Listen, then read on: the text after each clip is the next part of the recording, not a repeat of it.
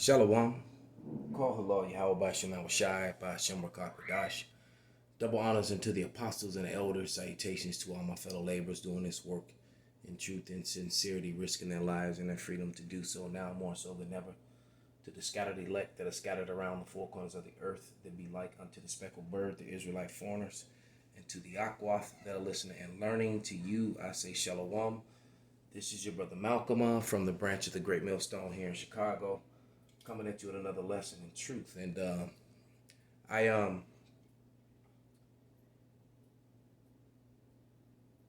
had a request from one of my subscribers, and I forget who it was, the name and which video it's on, or which channel it was even on. But they asked for a list of my books, all right? And I was like, wow. I've actually had someone mention that or say that before. And these are probably the books that I use the most, and a couple that's not in the frame that you can't see. I have another large bookshelf that has a bunch of books, but you got to remember, these were books that's been collected. Some I had already, and some of them, and most of these books were collected since I've been in the truth. These particular groups, some of them were gifts to me, and some of them I went and found. But I want to get a quick scripture, all right? Because the first thing that you want to do to this person who asked this question is you want to eat the roll, all right? That's what you want to do first. Before you start going to all these different books, you want to eat the roll, all right? And what am I looking for? Oh, yeah. So let's get this. This is Isaiah 34 and 16.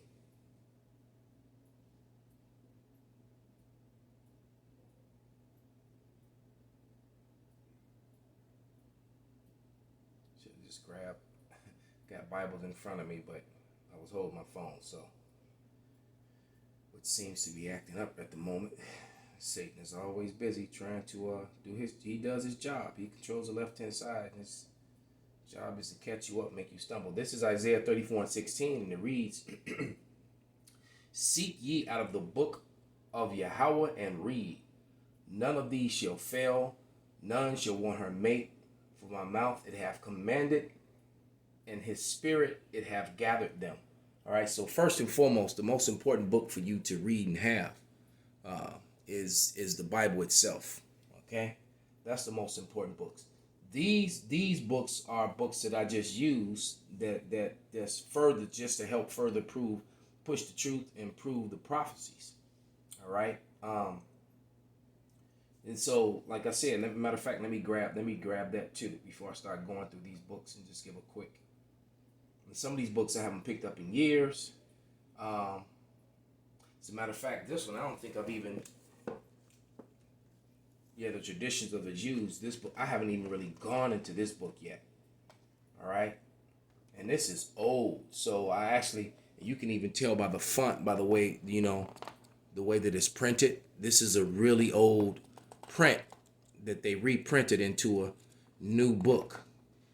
All right, so I haven't even gone into this yet. Johann Andreas Eisenberger. So this is a reprint of something that's really old. They even got notes in it. Yeah, I got some notes in it. All right, but I haven't really gone into this book yet, so I can't even speak on that one yet. All right, but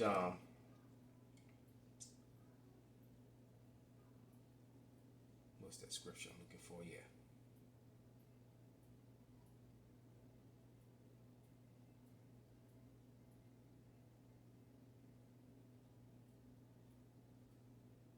And and when I heard when I read the request, and even someone even and someone even said, "Hey, that's a tall order to ask," But when I read the comment that when the person asked, I remember the first time we went up top, and and the Lord does everything perfect the way He does. and you know, when we went up top, you know, the Chicago camp, we went up top. First time we went to New York, and how, you know, they were giving us our you know, all the different brothers got assigned to, you know, to different elders. All right, and we're talking about the top elders, the bishops, right under the apostles and the elders, for the most part. And I got assigned to Kazak and I, my brother Kazak and I, we end up staying with Elder Tazarawan, which I love and respect. I love all the elders, man. Have mad respect for them. You know, they truly are like my spiritual fathers, even though I'm older than a few of them. All right. But you got to remember, when I was in the world being a nigga, they were decades into this truth already. All right.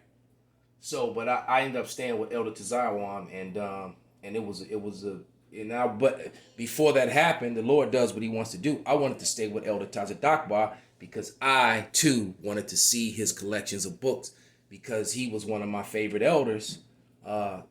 Because it was the history that helped seal. You know, the Lord has, everyone has their different lot in this truth. All right, and that was definitely Elder Tazadakbar's lot. Is that he's the true historian of the Great Millstone. You know, I hear people, you know, say that, you know, referring to me, and that is not so. All right. First of all the men of the Great Millstone are historians, because you learn a lot of history, and that helps you into the scriptures as you go forward with it. All right, as you progress in this thing. All right, but I understand his desire, you know, how excited it can be, because I wanted to stay with Elder Tazadakbar for that same reason, because I was so wooed by his knowledge of history and how he tied the history into the scriptures. So I understand that. But this is Ezekiel 3:1, and it reads, "Moreover, he said unto me, Son of man, eat thou Salakia. He said unto me," Ezekiel 3:1. "Moreover, he said unto me, Son of man, eat that thou findest, eat this roll, and go speak unto the house of Israel." So the first thing you have to eat is the roll, all right, which would be this book. And this Bible is sitting on the shelf because this is the first, like one of the first Bibles that I had when I came into this truth. And it's got, like, you know, a lot of old precepts and things of that nature. And the reason I have it sitting on the shelf, because it's fragile, because the pages came loose. And I actually like the size of the lettering on it, because when we were out there, you know, back when we were doing 8-hour camps, you know, when it would get dark, I could actually see it. All right. But, you know, this Bible was kind of special to me for that, because this is one of the Bibles I had in the beginning. All right. Probably one of the second one I had, because the actual first one that I had I actually gave to my son, and he still teaches with it to this day. Yeah, because I remember putting the Ten Commandments in the back of it, you know, in the Hebrew. All right. But nevertheless, we just start going into these books. And here's another book I found. It said I used to go to. I had a client you know, up north, on the northwest side of Chicago. I mean the north, yeah, and there was a big Jewish population. So I used to go in that neighborhood. So I used to go to the thrift stores. And that's how I got this wonderful book, which has been one of my greatest allies in this truth, the Winston Simplified Dictionary Encyclopedic Edition with biblical references, 1933. A lot of old books, because of the definitions, all right, and the information that you can find in this book. And matter of fact, you can order this online, because Kanasala, when ordered it, once he saw the name of it, he found one and ordered it, you know. And his was even older than mine. I got the 1933. He has a 1931.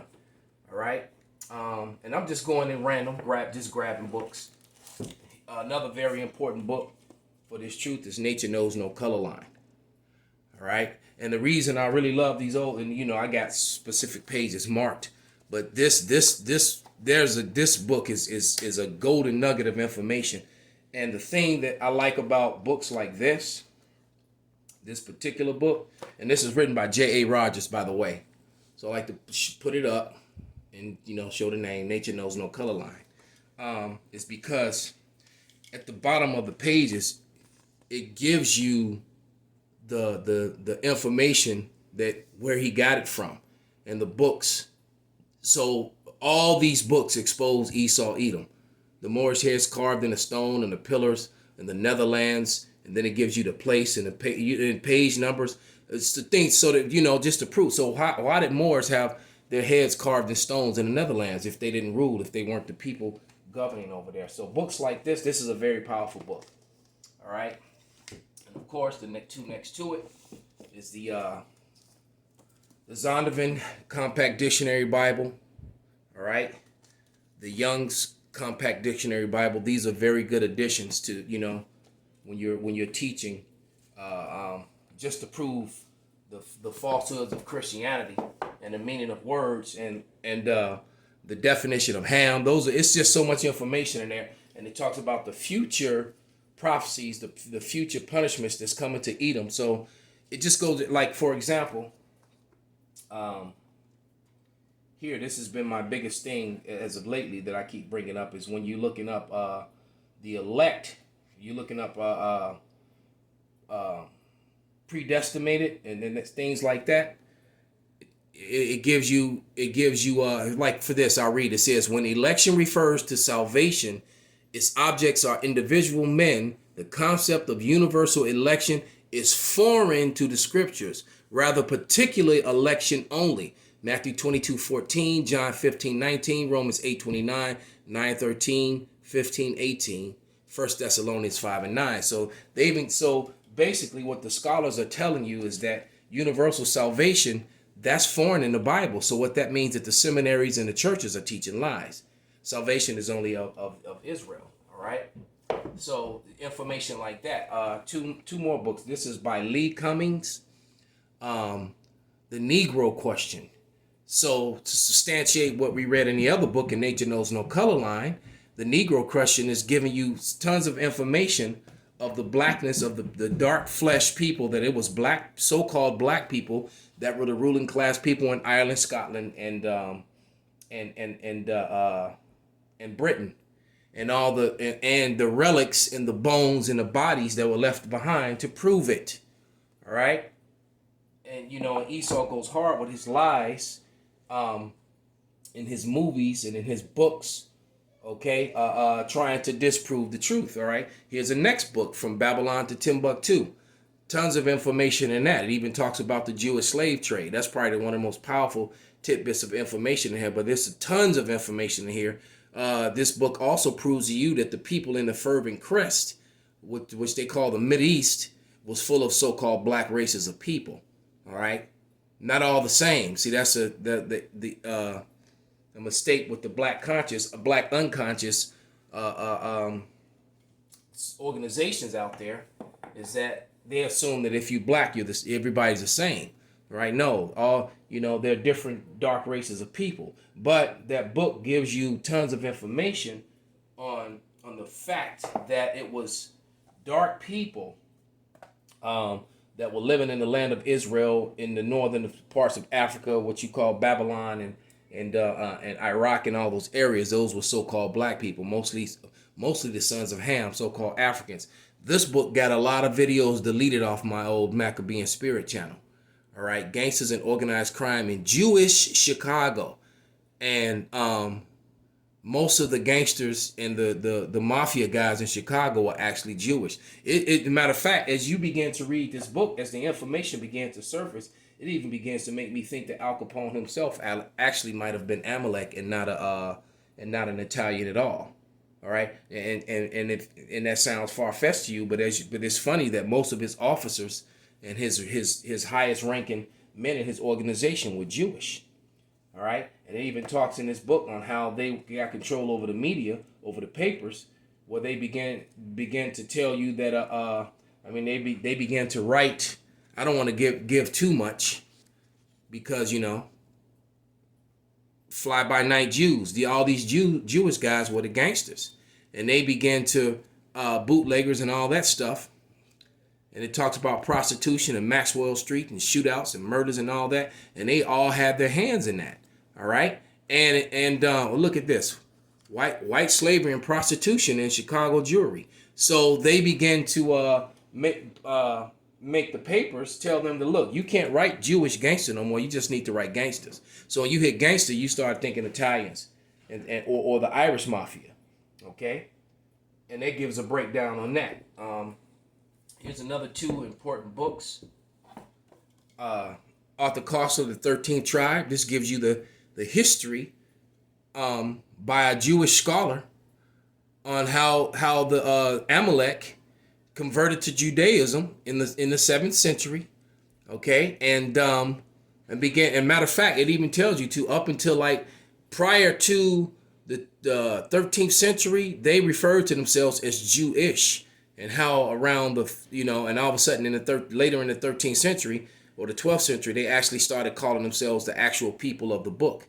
All right, they were admitting in days of old that they were converts and not the people. All right. Matter of fact, let's go back.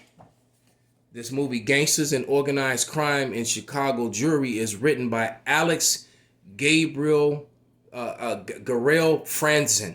All right, Alex Garel Franzen, and I got hit with hate speech and all kind of stuff for reading information from their own book, written by their own people about them.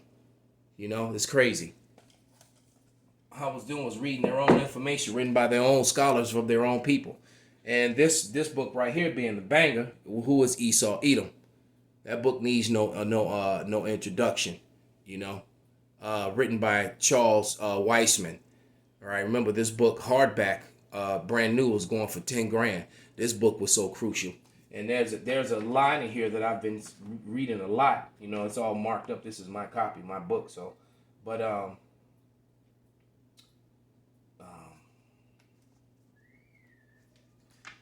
think it's in the introduction,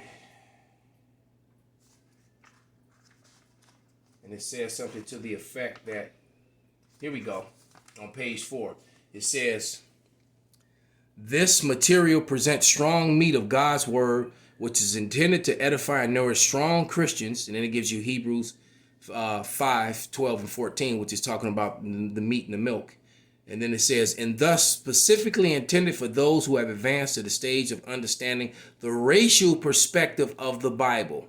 In revealing these mysteries surrounding Esau Edom, this book deals with the history, prophecy, ethnology, providence, symbology, and eschatology. So evidence and facts and of who Esau Edom is, which you cannot get around. All right. And basically what he's saying is that until you can embrace, and I've heard the elders say this out the gate, the apostles going back 13 years ago, I heard them say this. And basically what they were saying is that until you can embrace the racial aspect of the Bible, perspective of the Bible, understand the difference between the nations, and that salvation is not for everyone, you're going to get lost in that universalism, which is why that and this comment that's made by the Bible scholars of the Zondervan Dictionary Bible is so important, because what they're telling you is that universal salvation is foreign in the Bible. All right, that's a foreign thing. All right, that's a man-made thing that Esau Edom came up with. Here's another book, the Jews among the Greeks and Romans, a diaspora source book. Now I use this a little bit, but I'm gonna have to go into it again. But basically, it's just letting you know that the Jews were dispersed among the Greeks and Romans, which matches right up with when you go into the book of the Maccabees. All right, it just solidifies the information that's written, in the Bible. All right, which the Christianity leaves out the Greek captivity, and they go straight to, so it goes from Babylon to the Assyrian captivity, and then it goes straight to Rome, and it skips Greeks, the Greek captivity. The Greek captivity is because when the Lord was on the scene with the disciples, they were under the rulership of the Romans at that time. All right, and but when the Israelites were under the Greeks, which are pretty much the same people of the Romans came from the Greeks, but when they were under the rulership of the Greek Edomites, all right, that's left out, because that explains how they became strangers and Gentiles and Hellenistas and all that whole sort of thing, and how they got cut off from their heritage for 400 years. So, and then you had the few that knew that they were Israelites, and then you had those of them who didn't know that they were Israelites because of the diaspora, all right, because of the intermixing, and then you had those who chose to follow the Roman way. All that history is in the Maccabees, all right, and they leave that. As a matter of fact, the history of the Maccabees, for the most, is still in the Catholic Bible to this day. All right, the only thing they removed the Catholic Bible. This is a Catholic Bible. Removed the books of Ezra's, first and second Ezra's, that points out the eagle and the Esau is the end of the world. But everything else is still there. All right, so that's still in the Catholic Bible to this day. All right, and there's more than enough evidence to prove that the book of the Maccabees, because as a matter of fact, in Jamaica, the Benjamites referred to the Apocrypha as the Maccabean Bible.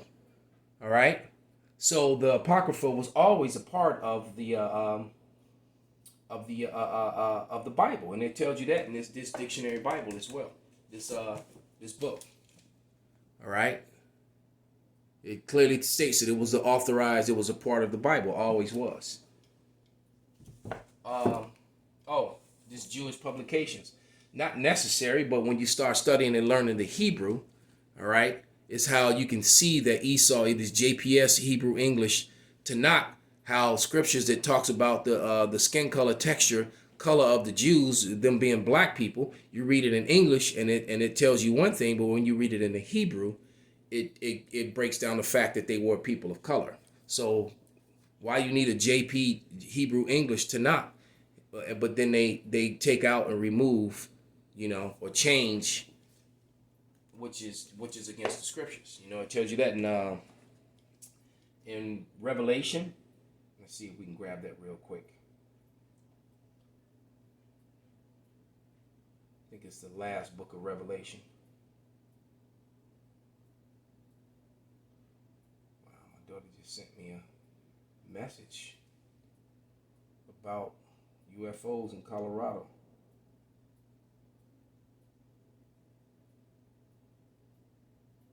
They saw a ton of chariots out in Colorado last night.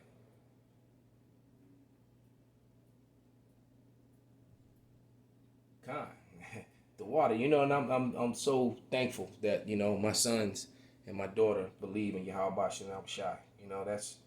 There's no greater blessing. My daughter is bearing witness that this is the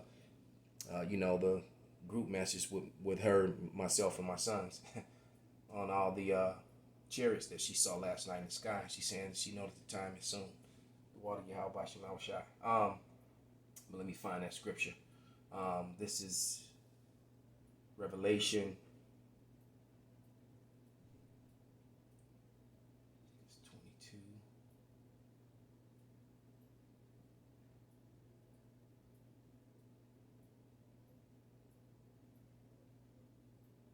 Yeah, Revelation 22 and 18. For I testify unto every man that heareth the words of the prophecy of this book. If any man shall add unto these things, God shall add unto him the plagues that are written in this book. And if any man take away from the words of this book, of this prophecy, God shall take away his part out of the book of life and out of the holy city and from the things that are written in this book. So you go removing and changing things, man, there's a punishment that comes with that. So, and Esau did that more than anyone else. Here's a book that I've used just a little bit, called the Khazar's Conversion to Judaism. All right, so there's more, and this is by Kelvin Alon Brook. All right, so Jews of Khazaria, second edition. All right, and there they are with that 9-thing menorah. All right, a menorah is in the midst of the 7 candlesticks. So this is a Jewish thing. All right, Jewish is not of the Lord. All right, that's not of the Bible. They're not the people of the book. That's their own thing. Okay, menorah is supposed to have 7 candles. Here's another very powerful book, also written by J.A. Rogers, Sex and Race. There's a lot of information, and just like in Nature Knows No Color Line, they always give you information at the bottom of the book of where certain books and all the information that's written in the text comes from. All right, and basically, J.R. Rogers was just proving these are coins. These are coins of Hannibal, and you could clearly see that those are so-called black men. All right, and when we tell you that when Rome fell, it was ruled over by black people. It was just the Israelites ruled Rome from about 198 A.D. all the way up until the 1400s when Esau Edom came back into power, the Renaissance. All right, so this is a very important book because just like it talks about the Huguenots, the secret Jews, the crypto Jews, and the Moors. All right, and all that stuff. The different kings and the black kings and with their Edomite wives and concubines, in Britain, the British Isles. You can't get around this stuff, man. And then it gives you the information where it came from, the books where it came from. Ancient and Modern Britain, Volume 1. Or then it gives you all the pages. London, 1884. All right? So it's just so much information. And these are the books that I use and continue to use over the years. This is the Josephus, so that speaks for itself. I'm grabbing the Josephus here. All right, that's a good book to have. This was one of the full complete works of Shakespeare. All right, and that's how I learned that Othello, that the full name of Othello was the Moor. And understanding that the Moors were so-called black people, all right,